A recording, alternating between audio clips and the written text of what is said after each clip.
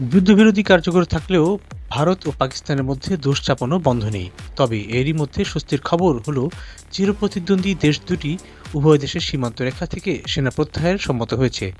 এই প্রক্রিয়া শুরু হবে ৩০ মের মধ্যে। এই তথ্য জানিয়েছে পাকিস্তানের সংবাদ মাধ্যম ও ভারতীয় সংবাদ মাধ্যমগুলো।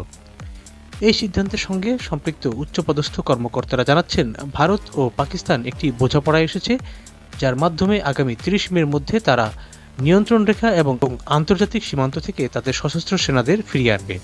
দুই দেশের সামরিক বাহিনীর শীর্ষ কর্মকর্তারা, বিশেষ করে ডিজিএমওরা সৈন্যদের সরিয়ে নেওয়া পুরো কাজটি তদারকি করছেন এবং ধাপে ধাপে এটি সম্পন্ন করার জন্য আলোচনা করছেন।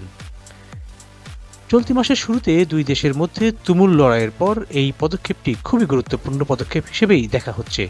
ধারণা করা হচ্ছে, এই সিদ্ধান্তের ফলে গেল কয়েক সপ্তাহ ধরে সীমান্তে যে সৈন্যদের বাড়তি আনাগোনা দেখা যাচ্ছিল তা কমে যাবে। গত মাসে ভারত শাসিত কাশ্মীরে পর্যটকদের উপর সন্ত্রাসী হামলার পর ব্যাপক উত্তেজনা তৈরি হয়। নয়াদিল্লি এই হামলার জন্য ইসলামাবাদকে দায়ী করলেও পাকিস্তান তা প্রত্যাখ্যান করে। তবে ওই ঘটনাকে কেন্দ্র করে ভারত পাকিস্তান সাম্প্রতিককালের সবচেয়ে বড় সংঘাতে জড়িয়ে পড়ে। পাল্টাপাল্টি গোলাবর্ষণ, বিমান হামলায় অন্তত ৭০ জন প্রাণ হারান। এরপর যুক্তরাষ্ট্রের প্রেসিডেন্ট ডোনাল্ড ট্রাম্প আকস্মিকভাবে যুদ্ধবিরতির ঘোষণা দেন, যা এখনও কার্যকর রয়েছে। তার ঘোষণার পর থেকেই সীমান্তের ড্রোন, ক্ষেপণাস্ত্র ও কামান হামলা বন্ধ রয়েছে। পাকিস্তানি নিরাপত্তা কর্মকর্তাদের বরাত দিয়ে সংবাদ মাধ্যমগুলো জানাচ্ছে, মে মাসের শেষ নাগাদ সেনারা সংঘর্ষ পূর্ব অবস্থানে ফিরে যাবে। কাশ্মীর সংলগ্ন এলাকাগুলো থেকে ধাপে ধাপে অতিরিক্ত সেনা ও অস্ত্র সরানোর বিষয়ে দুই দেশই এরই মধ্যে ঐক্যমত্যে পৌঁছেছে। ভারতীয় সেনাবাহিনীও জানিয়েছে, সীমান্তের সামনের সারি এলাকা থেকে উভয় পক্ষ তাৎক্ষণিকভাবে সৈন্য সংখ্যা কমানোর সিদ্ধান্ত নিয়েছে।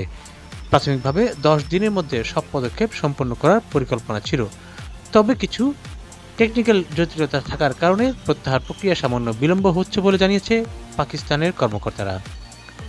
মূলত কাশ্মীরকে কেন্দ্র করেই ভারত পাকিস্তান সংঘাতের ইতিহাস রচিত হয়েছে।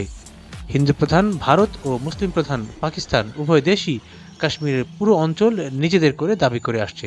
এই ভূখণ্ড নিয়ে অতীতে দুবার যুদ্ধ হয়েছে এবং বহুবার সীমান্ত সংঘর্ষে জড়িয়েছে তারা।